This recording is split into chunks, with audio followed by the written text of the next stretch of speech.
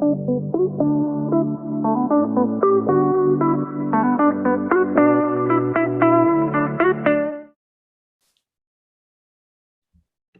this is Leah with the Help Yourself podcast.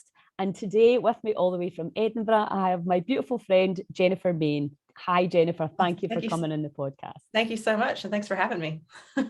I've not seen you for too long. Well, I think we've Yeah. all been the same for the last couple of years, because obviously we met through the Goddess Gathering and we've had lots of really good times together. And really, I mean, we I think started the Jennifer Main fan club at the Goddess Gathering. Thank you. But what I really want to talk to you today is about, I mean, I think the evolution of the work for all of us. We've done so many courses and we're now integrating everything that we've learned, and we're putting it together and making it our own and designing it around the people to, as everything moves so quickly these days. So I really wanted to get out, what are you doing these days and how are you doing it, who are you doing it with, and let's have a chat about who can benefit from your wonderful experience. Yeah, thank you. Yeah, so I'm a bit like everybody. I'm in a bit of a liminal space, and things are evolving and changing kind of a lot in the last couple of years, especially. So I, at the moment, am doing a lot of one-to-one work and very kind of small, bespoke initiation ceremonies and work with people. And the hope is to be able to do some bigger in-person events later in the year. That's what I'm planning and creating and gearing up for now. But yeah, enjoying actually just getting back with one-to-one and doing things very, yeah, there's an intimacy to the small stuff too. So yeah, so I'm enjoying that with people. Mm-hmm. Yeah. So I know that well, I mean, a lot of people knew you certainly before we all got locked down. You were doing a lot of theta. And now I know you're moving into a lot of the cyclical stuff, which I'm totally into, obviously in Scotland's Wild Medicine, which is about working with the cycles and the stars and and what, you know, this thing that this much bigger thing that most of us, certainly I was unaware of, and that, you know, it is having an effect on in our lives. Can you just talk to that, please? Yeah, so my notifications. Sorry about that. Okay. Yeah, so a couple of years ago, I started to kind of delve a little bit into astrology because it just kind of, things were making sense with it. And I didn't know a lot about it, but it felt like I don't know, an interesting thing to learn more about. And of course, the more anyone who studied astrology can tell you, the more you learn, the more you realize, oh my God, there's so much more to learn.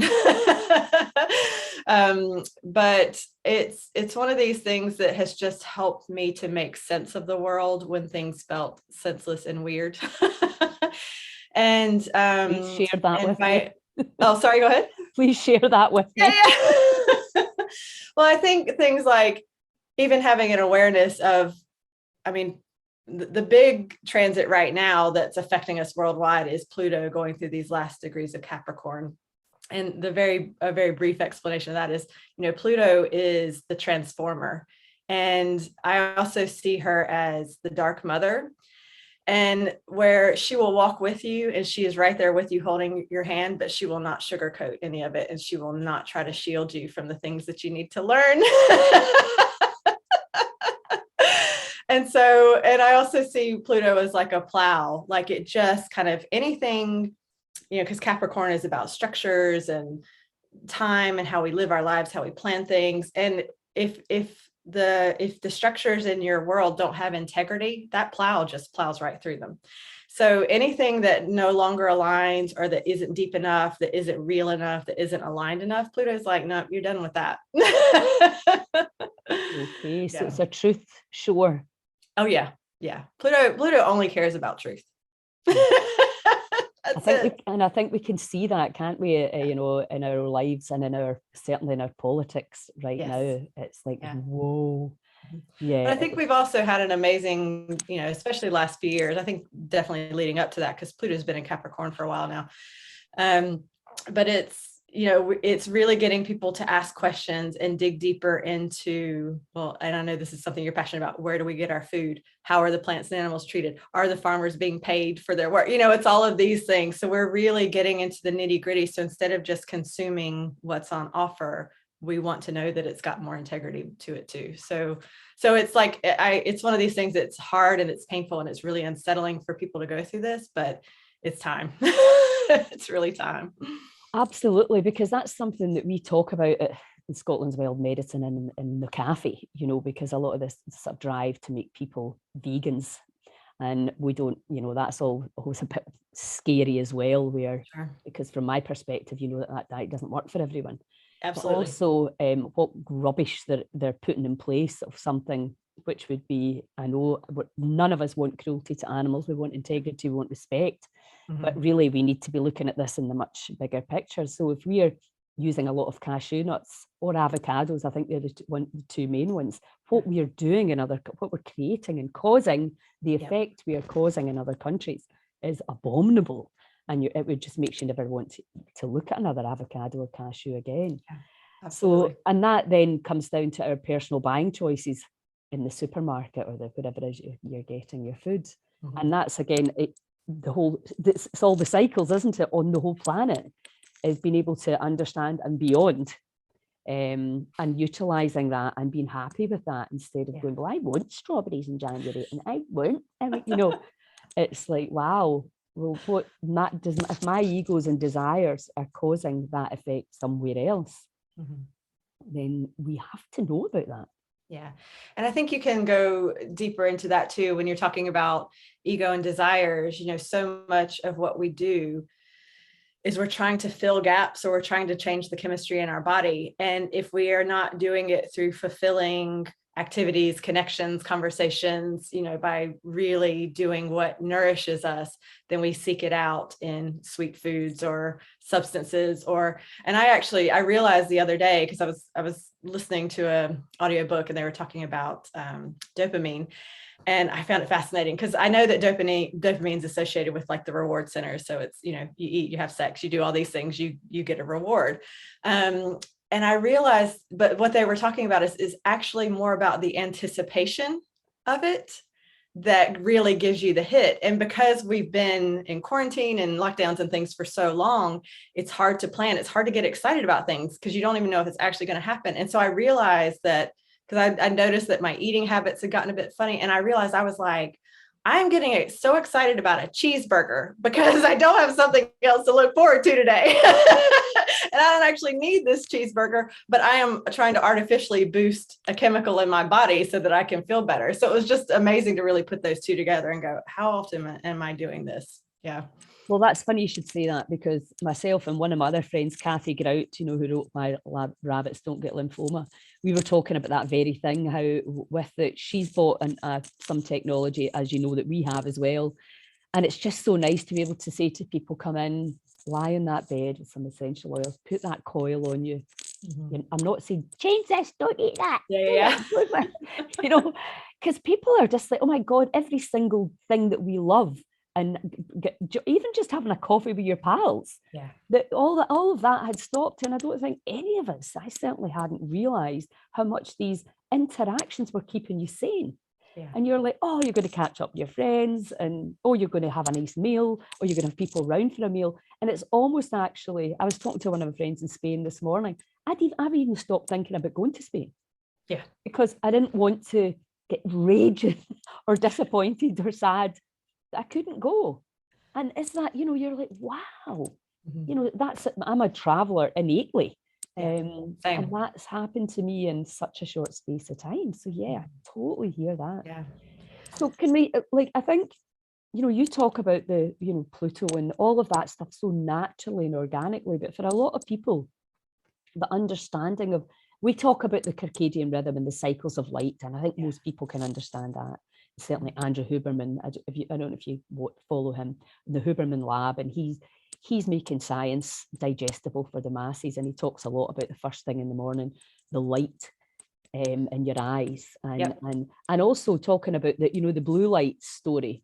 He said it's not actually the blue light. The blue light it's the brightness of the light in the middle of the night that will affect your chemistry and stop you from sleeping. So I think that the light cycles is something that most people can probably they might not want to admit it, that you can understand that your body's reacting and responding to light.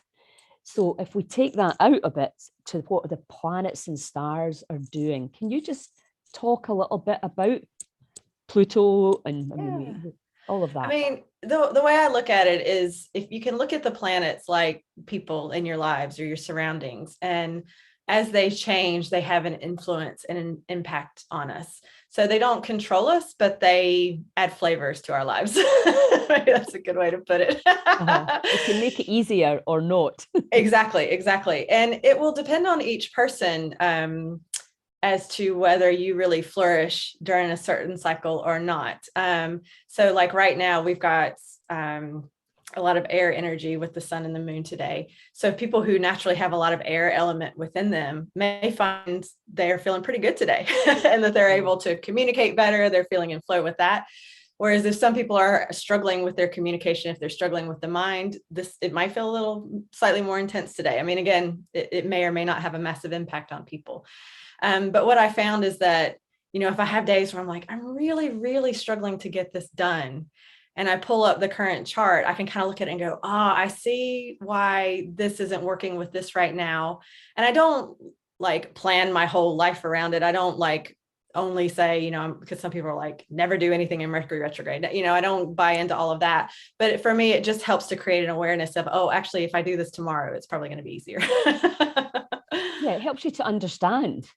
I mean, I think that's what men are from Mars, you know, women are from Venus helped me to do. It was just like you're looking almost like two different species. And when you understand that, you stop judging it and complaining about it because you just understand that, you know, you don't, a cat and a dog, well, a cat does this and a dog does that, or, you know, what you can expect to get from them is different.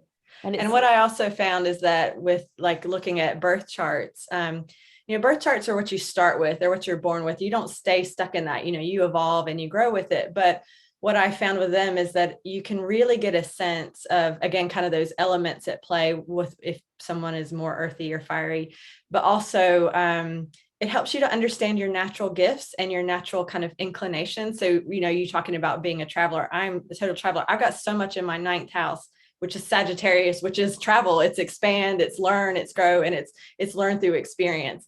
So so when I saw that, I was like, no wonder I want to travel all the time. Well, yes, it helps you to understand you, which I think is what most of us are really trying to do, isn't it? Yeah. Instead of judging yourself for, you know, why am I not, you know, I know that what this last 2 years has done for me, it's made me sort of understand the power of committing to a community. Yeah. And the huge benefits of that, but obviously there's a few cons around that as well, particularly when you're always, if things got tough, I realized I just book a flight. Yeah. And suddenly that coping mechanism was taken away, and it's like, whoa, that's interesting. But then also, let's talk about food again. You can't grow food if you're not there. You need to be there, you need to be tending them, you need to be working again with the dynamic cycles of life. So and there's and also your relationships with people. You know, if you're coming and going all the time, you know, you can't have these stable friendships. You're not there sometimes when people need you, and they perceive you as not needing help because you're always here, there, and everywhere. You know, so there's lots of. And, you know, sometimes I think, my God, I'm only getting these insights, you know, it didn't take me long. Look, the amount of times where I'm like, oh my God, why did I not realize this 10 years ago? And I think that's what's lovely for, you know, working with my grandchildren or younger ones, where you can really think, wow, imagine having all this understanding of, you know, of the interconnection of it. It's just much more exciting, I think. Yes. Yeah, absolutely. So let's talk about your one-to-one then. So who comes to you and who would benefit from coming to you? Yeah. So what I'm finding, and this has definitely been a pattern for me throughout my work, but I find there's kind of two tracks that people are in. It's either they're really wanting healing or they're really wanting consciousness. And there's always going to be some overlap with the two of those. But I get a lot of people who come to me, they're like, this is what's going on with my partner. I know I want to resolve all this stuff with my mother, or I've just got some old trauma and things that I need to work through, and I need some support with that. And that is powerful amazing work. And then I also have people that are like, I want to understand what my dharma is. I want to know why I'm here, what I'm here to do, who I really, really am, not just all the labels and identities and the images. And I want to live a life that is more in flow, that's more of a, like we talk about kind of like peak performance flow states, things like that, where they want to be in that happy zone where they're feeling productive, they're feeling healthy, they're feeling aligned, they're feeling just good about life because they know that they've gotten their alignment to a point where things are just able to click more. Yeah. Right. Yeah, I think that's I think most of us want that. Yeah. And I think that sort of higher alignment, you know, kind of the sole purpose and why did you come here? For me, then you're if to move completely out of victim consciousness, I can't see any other way of really owning it with believing that you chose it. And if you don't believe that you had something to do with where you're at right now, then you will feel a victim. Would you agree with that? Yeah, I think what happens is people really get caught in the judgment and the blame stuff around things that have happened in the past. It's very easy to do, especially when we don't understand why it's happened or what's going on from it. What I find with anything that is traumatic or difficult or creates suffering is there's always something positive that we're trying to learn. There's always something we're trying to understand more deeply. But oftentimes in a subconscious way, we create things in really negative, hard ways to learn them. So for me, it's about saying, well, instead of learning about compassion through like people treat me like crap and, and I feel like the world's a terrible place and I really have to like cultivate it and work hard at it. I mean, what if I could be more compassionate towards myself or other people? What if I could practice it in other ways? And it definitely takes a degree of an awareness and an understanding of that. But I think once people start to understand that, oh, it's not all just about suffering. Life is not about pain. We're not here to suffer and feel horrible all the time. There's actually good that's there. And what can I choose that's going to cultivate that virtue or cultivate that skill or that gift in a really positive, lighter, fun way? Mm-hmm. Yeah. Yes, exactly. And I think, and ultimately that comes down to belief as well. If you can believe that, right, okay, I can make a difference, I can participate in it, I can help one person or whatever it is, then that of course changes everything, isn't it? It's in the 12-step program, it's in biology of belief, it's like it's in the heart maths work. We have a much stronger resonance when we are of service to others, and we can that for me is the key to life, because we are here to be of service to each other. We are not here to be isolated and on our own. And actually, the people who are most fulfilled and most content and most happy in life are the ones who are of service in the ways that most align for them and the ways that allow them to express their gifts the most. Yes, yes. And that's gifts. I love that word because, I spent last weekend with Vida B doing family constellations. And obviously a lot of that is working on, and well, particularly that weekend, it was ancestral trauma, which, in our parents, their trauma kind of come from way behind them. And instead of going, they didn't do this, they didn't give me enough love, they did this. And don't get me wrong, I know that some people have experienced trauma that I just is out with the realms. Absolutely. I know that, so I'm not making light of that. But I think what we have to do in order to be empowered is to flip that and say, well, what gifts did I get even from that pain and that unbearable, abandonment or whatever it was, abuse, what was the gift? And flipping the narrative into, well, I'm here. And I can use that to help others. Yes. And what I find really fascinating, because like my memories of my childhood were of me playing by myself. My sister was 5 years younger than me, and my parents were busy and had their own stuff, and they loved me. But on an emotional level, I registered that as being neglected growing up. Like that's the stuff I've had to work through, is these feelings of being neglected. And and it's really interesting because like when I look at the positives, like I learned how to be independent, I learned creativity, I learned how to, you know, explore my own imagination, like loads of great stuff happened because I was on my own. But what happened was that part of me tried to overcorrect and be like, oh, I have to do everything on my own and it can only be me. So yeah, so it's finding those gifts without overcorrecting. And a lot of people are just living in that overcorrection pendulum swing on some level. That's exactly what I did. Yeah. I recently had a reading and the astrologer said, she said, you got the crumbs of love. And I really felt, I've never actually thought about it consciously, because I'm the oldest of 6. Yeah. How can you possibly, you know, it's just not possible. Yeah. So I've not consciously felt any resentment towards that, but certainly I'm very, very independent to a fault, and you know, I understand that. Yeah. And that becomes, you know, so it's always kind of the understanding, the awareness, I suppose, comes first, and then you can go, right, okay, I now need to say, you know, that's enough, or no, sorry, no, I can't do that, or could you help me? Yes, could you help me is a great phrase. Yeah. Yeah, exactly. So, and now can we talk about the ceremony? I mean, I could keep you on that subject for a long time, but I want to do a little bit of everything if possible. Sure. So the ceremonies, I see you do like ceremonies around what the moon's doing. So can we start with that? Yeah. So a few years ago, I started holding online ceremonies with the new and the full moon. And really a lot of that was to start to get people into a rhythm so that they were coming every 2 weeks, they were getting some healing, they were getting some awareness of, and I don't go deep into the astrology because not everybody's into it. Really what they want to know is, how does it affect me? What can I do with this? Yeah.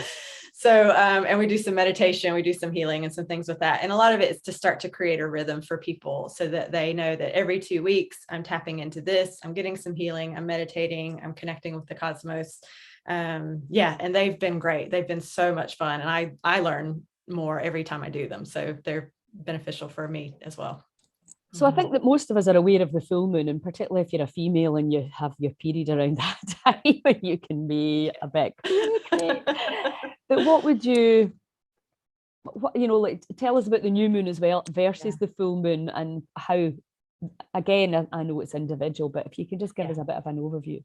Yeah, so new moons are the dark moons, so there's no light. And so a lot of people, when you say no light, that becomes a little bit scary, but actually what I see them as is it's clean slate time. So if you don't have a bunch of light shining onto your life, showing you the path you've already had, where you're already at, the things you're supposed to be doing, and you've got a clean slate, then you can go, oh, actually, do I want to plant some new seeds? Do I want to choose something different? Do I just want to change this trajectory altogether? I always feel really good around new moons. I think they're quite lucky, at least for me. So there is a lightness to them, and it's that new possibilities, new opportunities. Could you get creative? What if you just changed one thing, or what if you just changed a couple things? What could be different for you? What could you start to grow that maybe wasn't possible before, or that you just didn't have the awareness of before? And then with the full moon, it's full because it's bright and it shines. And so you can really see your life, you can see your world, and then you can assess, oh, this is the stuff that's working well. It's also, full moon is also kind of the harvest. So it's like, oh, this is the stuff that's working well. I can harvest this, I can take this in, I can continue with it. Oh, here are the things that are not growing, and this is what's going with this. So it's a time to really be real and honest with yourself and take stock and go, okay, this is not working like I thought it was, and it could just be that the timing is not right, or you don't have the right combination of people, or whatever it is. But it's really a time to be honest and say, okay, this is now the time to shed. So this is what I'm going to declutter from my life. This is what I'm going to let go of, or I'm going to, I'm finished with this. I can draw a line for it.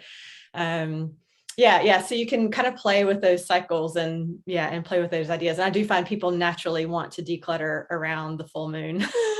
The new moon is naturally when they want to start a new project, whether they're aware of those cycles or not. Right. Yeah, that's really clear. When I lived in Malta, you saw the moon every night. Yeah. So the cycles were very clear. Yeah. And I find that back here, I actually have to Google when's the full moon, because I'm not, sometimes you get a glimpse of it. Yeah. So it's nice, I think, even although we can't see it, of course, we're still getting affected by it. So it's really nice that you're doing that to bring that again into our awareness of the cycles. Because as again, going back to the Heal Scotland movement, that's a huge part of it, is getting back into the cycles of nature. And because she knows best, doesn't she? And governing and helping us. And, even if it's hard, there's still an element of we've got something to look at. Yeah. In that, through that difficulty. And it's, again, that's about kind of like, right, okay, I don't really want to look at you, but in order to be completely free, I have to see that you're there. And, everything has its place. Yeah. Now, the other thing that is gaining huge popularity that I know that you do one-to-one and small group, bespoke groups, is Cambo. So could you tell us a little bit about your experience and what you're seeing with the frog, the toad? I keep getting mixed up. With the frog. Yeah, that's been a really interesting journey. So I did my Cambo training, it's been about 2 years ago now. And obviously then we all went into lockdown and quarantine. So I spent a lot of time just working with the medicine myself, and which actually I think anyone who's practicing needs to do that anyway. You really need to understand it in order to hold space with it. And I found it really fascinating because, a lot of people will use it they see it as like a detox, a clear out, and it absolutely does that. When you use it, it helps energetically to shift things. And actually the key word for me with Cambo is surrender. You have to surrender to the experience and to what's going to happen. And if you're too fixed or tight with it, it's a bit like that Pluto. It's not going to make it easy for you. It's like, no, you really need to let go of this. Mm-hmm. So anytime I do a ceremony for myself, it's really about what am I just willing to surrender, and how much could I surrender in this? If I was really unattached to all this stuff in my life, what would I just be willing to release and let go of? And it's so interesting because sometimes it is more of a physical feeling, a physical purge. I've had times where it's just purely emotional, like hardly any physical purging, but just the emotions that came out were just massive and exactly what I needed. But it's also, if you go into the science of it, and they're still learning and studying all this stuff for sure, but they're looking at the peptides that are in the material, and how we're learning more and more about this, and how actually peptides are becoming part of the medicine that we're starting to use. And I think that will be more in the future. But I've had, experiences after Cambo where it feels like my brain's being rewired, and my whole, the chemistry of my body is shifting. And it's doing whatever is needed to be done at that time, and whatever I'm willing to allow, really. So yeah, and that's what's fascinating, is that even though it's the same substance, it's a different experience every time. Yes. And I mean, I think if you, even with cold water, for example, it can be different every single time. Yes. And, I've been doing it for years, and some days you're like, why did that feel like that? Or why did, it's just, that's consciousness, isn't it? Yes. And I'd like to just talk to that about the consciousness, because we always try to have man always tries to make things in man's way. And, we know from biodynamics, there's a spiritual, elemental side to everything. Yeah. So everything is working in this phenomenal synergy, as we are with the fungi and the all the plants and the fauna and the elements, and and the consciousness of the frog that works with our consciousness, which I think is, again, in politics, not something that ever comes up. That level of intelligence that is innate and is just there, that we don't really truly understand yet.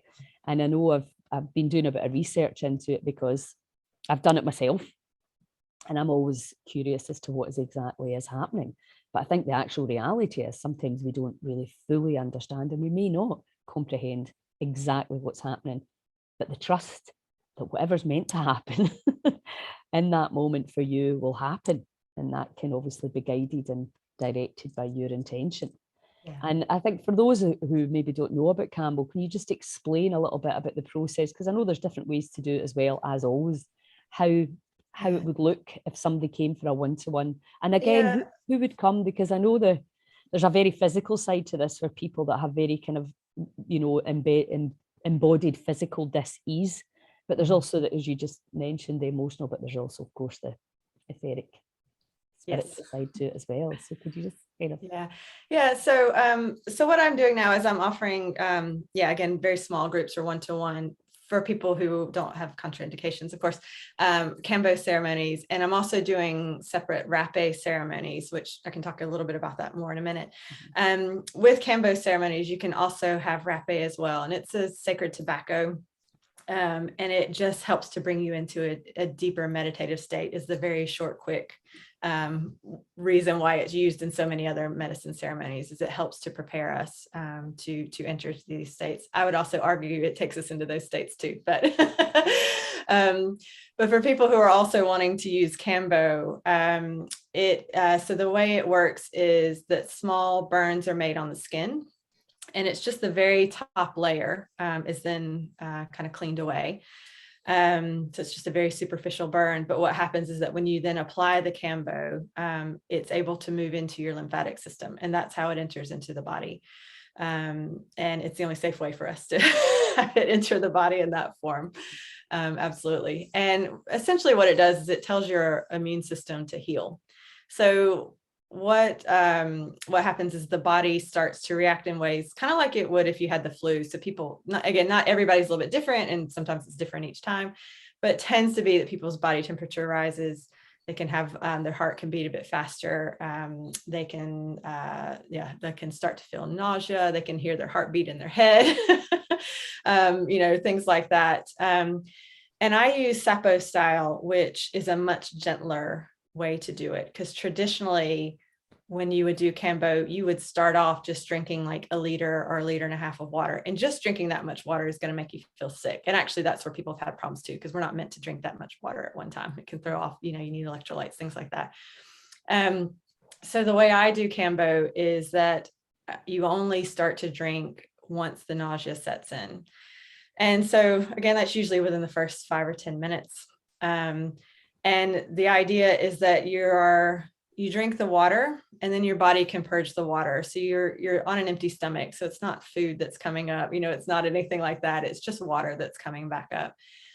And that again helps the body to release things on an emotional and energetic level. Now, I have had times where people didn't physically purge at all, but you could still massively feel, because I'm very empathic. So, and I witness the energy shifting. So even if you don't have a physical purge, one will happen.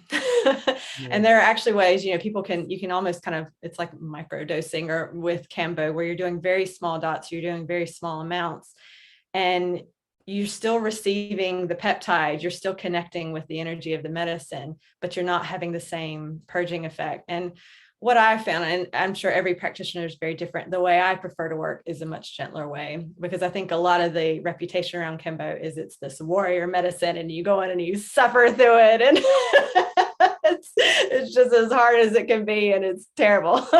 And I'm like, why does anybody want to do that? In my opinion, totally my perspective. So I do smaller amounts with people. It's a much gentler way to do it. There's a lot less of kind of the nausea and feeling like you're going to die kind of thing. Look, I've done the higher doses. I know what that feels like. I don't need to do that again. So that my approach is the Sapo style. It's much, much gentler. And what I also find is if you're not like suffering in it, you can actually sit with the medicine and you can feel and witness what it's doing within your body. You can witness the emotions that are releasing. You can feel the old stuff that's changing. Again, I was talking about that brain rewiring. You can actually tune in and get a sense of what's happening within your body. If you're too caught up in the drama of it, you miss all that. So so that's how I work with it.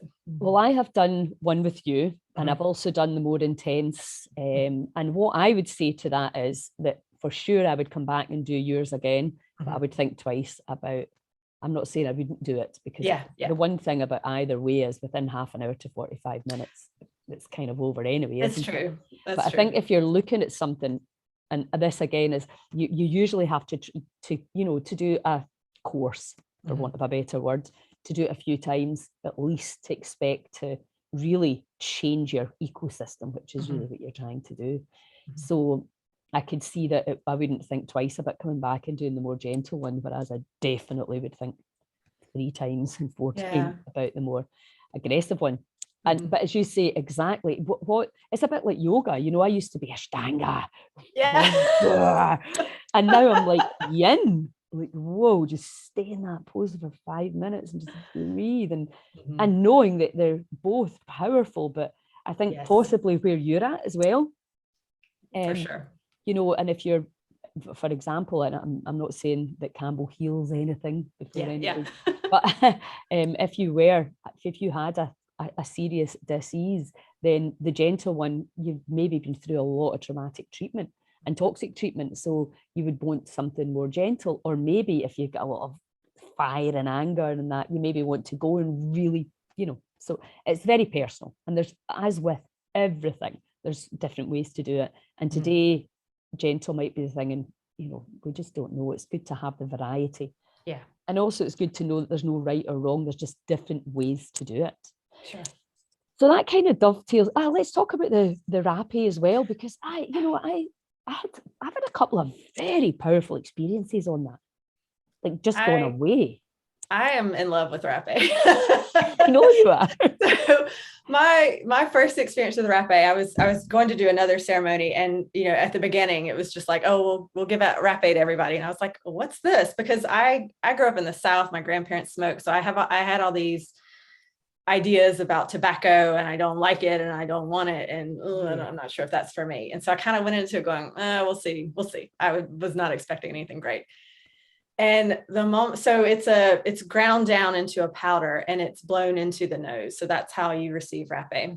And when, you know, depending on, you can either do it for yourself or another person can do it for you.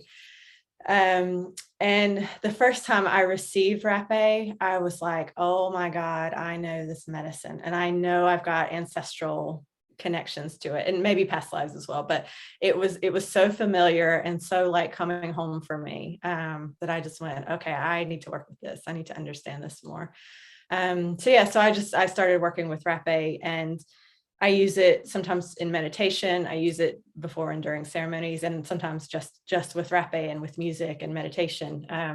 And so that's what I've started doing more, is because not everybody is going to be called for Cambo, and that's fine. So yeah, because it's not right for everybody, for sure. But for people who are wanting more of, because you still get healing with Rapha, but what it does is, again, it relaxes you on all levels. And it just takes you into a much deeper meditative state. So it's much easier to either just meditate on your own, or if you're wanting to kind of journey with music, it just takes you into that deeper state so you can have insights and clarity. It's a wonderful medicine. And again, it's one that's it tends to be much more gentle. I mean, you can have some people have really big, profound experiences too, and I've had those as well. But yeah, so I've also started offering small Rapha ceremonies for people, for individuals or groups. The first time I tried it, because like you, I had a negative connotation around tobacco. And it was when I was in Ecuador, and I got horrific hay fever, like the worst hay fever I've ever had in my life. And there was a medicine woman there who gave me Rapha, and it was painful to receive because obviously my sinuses were all raw. But I got that peace. But then when I did it with you, because I did it with you just before I did the Campbell, I actually felt so moved. I could feel the tears in a beautiful way, not in any shape or form or negative way. It was just the most it was like that coming home. But again, I've done stronger doses and been like, whoa, respect for the medicina. And that's it. Like, two things you just touched on. First of all, I think in a lot of medicine circles and ceremonies, people are using too much. I think we're not, and again, obviously it depends on different people, and I'm pretty sensitive, so I need less than most people anyway. But so I think we need to look at doses and exactly respect the medicine. But also, you know, Rapha is considered the grandfather medicine. And for me, it has that feel of like the grandfather, grandmother, that wise elder that sits with you, that holds you, that loves you, that supports you, that wants to help your journey. Yeah. So for me, it really has that heart and wise feeling to it. So I just love patience. Yes. Yeah. Yeah, which is what we lack a lot. Yeah, well, that kind of dovetails nicely in, because I mean, actually, we did cacao ceremony at the weekend, and the medicine of all these plants. We know there's a medicinal, part, even if the medicine is nourishing in a food level.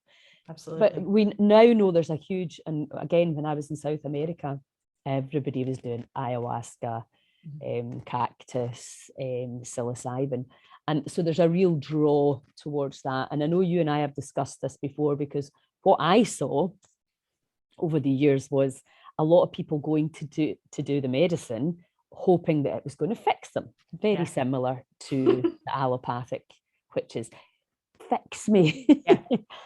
So I know that you've been having clients from what we call botched ceremonies, because again, if this is not treated, these mind altering, whatever one you choose to use, anything that takes you out of this kind of reality, which is fixed and solid and quite safe, takes you into that other place where, which, let's face it, is pretty goddamn beautiful and exciting, but there has to be this level of respect.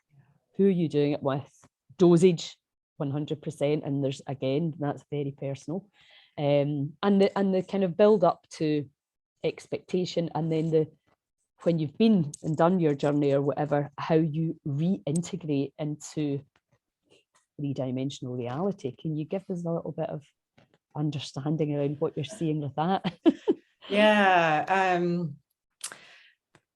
I mean, we could probably go in like 100 different directions with this conversation, but I'll try to keep it concise. It is exactly about respecting the medicine. And I think it depends on how it's presented and what people are going for, because there are a lot of people on some level that are going to get high. Like they're going to get high, and that's it. And if that's your intention, there's a time and a place, whatever. I mean, I'm not telling you to do that, but but if you're going to do something for healing consciousness in ceremony, it's a very different experience, and there's a very different intention behind all of that. And I think exactly what you're saying, people just, they're like, let me take this and it'll sort out my life. And that is not at all what they do. Because they will often highlight to you what you need to change to sort out your life. They don't do it for you. But what I found is that a lot of people are going to ceremonies that often, again, this is my opinion from my experience, from what I've seen, is sometimes have too many people there. They don't have enough people holding space. Again, sometimes dosages are too high. And just the boundaries are not great. And the way I see these medicines, what they do is that they remove the boundaries and the barriers, which that's what makes you able to see and experience all these things. But if they remove the boundaries, you better have some stuff in place to make sure things stay on track and don't go sideways, because that is what can easily happen. And so, from what I have found, and I mean, I've done some training the last couple of years with Jamie Wheel of the Flow Genome Project, and he's written a book called Stealing Fire, which I recommend for anybody that's interested in medicines or altered states or anything along those lines. It's a great book. I'll order that as soon as we get off here. Yeah, it's great, because it really is about respect the medicine. That's really what it comes down to. Whether that medicine can be, physical plants, it can be, it can be breath work, it's whatever it is, it's whatever you're using. Yeah, and it can also be chemotherapy. Yes. I mean, it's like whatever you're choosing, you need to respect understand it. Absolutely. So what I find is that, it really is good to set intentions and understand why you're there. And if it's just to get high, I would really question whether you should be there. That's usually where people will run into trouble. And if they're doing it, also, I would include numbing out, stuff along those lines, where you're trying to get a fix. And kind of like what we were saying about that dopamine before, I'm trying to get a fix from this to make me just feel better, because I haven't sorted my life the way it will be that will make me feel better. So I'm going to take something artificial or temporary to try to do that. And it doesn't do that. So for me, it's really taking time in the weeks before to figure out why you're doing it and being really clear, is this actually the right time for me to do it? I know there's an opportunity, but actually, is this the best time for me to do it? Is this the one for me? To get really clear on, like, set and setting is so important.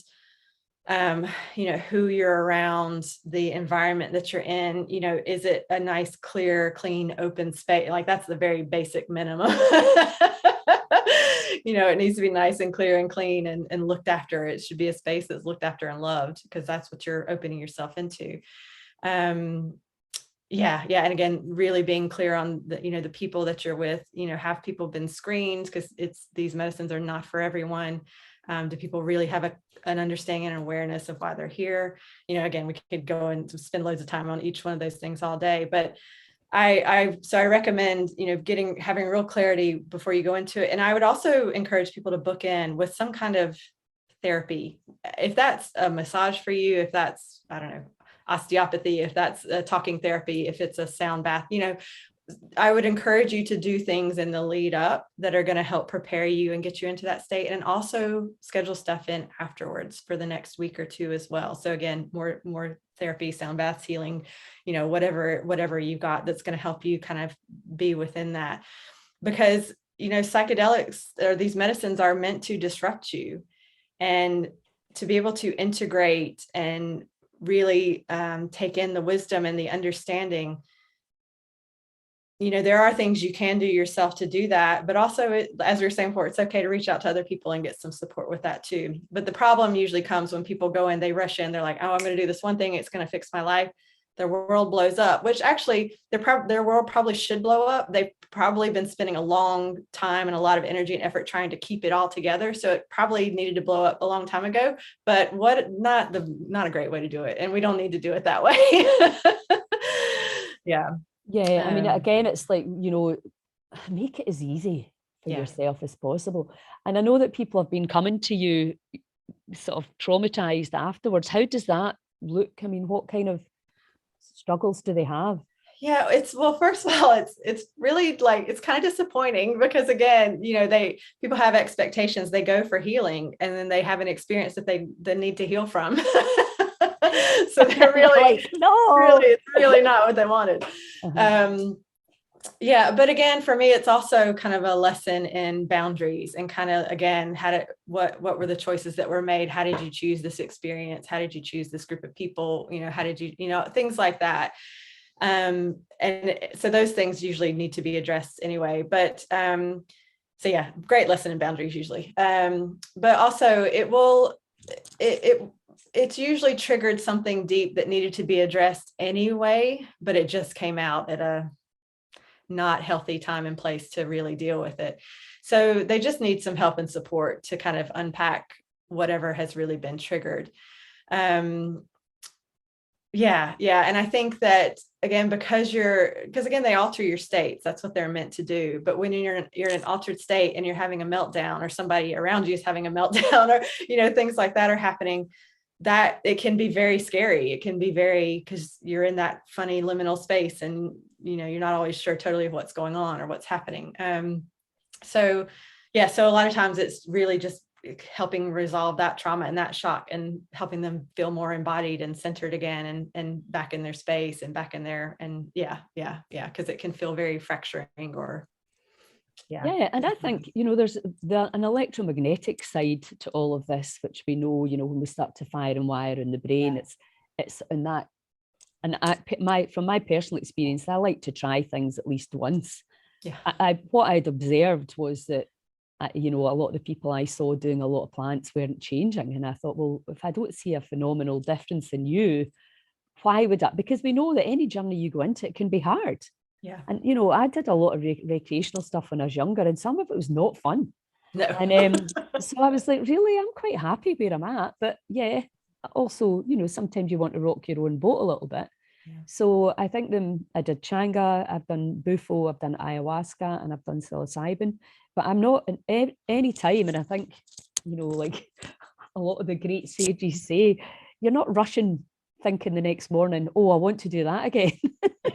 Usually you're just like, oh my God, what actually happened there? And especially for me after Bufo, which was the most incredible experience in terms of Christ consciousness, is the only phrase I could use to describe it, where I literally dematerialized and then rematerialized. But to have that experience of that oneness, etc., and then to come back here, I find it quite hard, and I've got tons of tools. So I think that really, again, made me realize, and I was actually telling one of my friends, and she was like, "You're not selling it to me." I said, "Well, I'm not, I wouldn't really. I think it's something that we all have to tune in. And again, the timing, absolutely. I'm right now. No, I'm good right now. Mm-hmm. I've got all my toys and all my protocols, and I'll keep going with that. And, you know, if I'm called again, then that's what I will try, because I think there's a huge power in the plants to help with PTSD and addictions, etc. But it's by no means an easy fix, you know. No, because there really is, it is a process and it's a journey. And even if that ceremony is a few hours or a day, depending on what you're doing, there will still be, whether you are preparing on some level or not, there will be things going on in the days and weeks leading up internally within you and in the days and weeks after. So your best bet is to put things in place that are going to support you and help you with that, you know, time to meditate, time to gain some clarity. You know, for a lot of people, it's kind of the day after or 2 days after, actually, where all the insights start to drop in. So it really is about clearing some space and giving yourself some space to process through that, and respect that this is a big part of your journey, and that it is something that can be moving and transformative.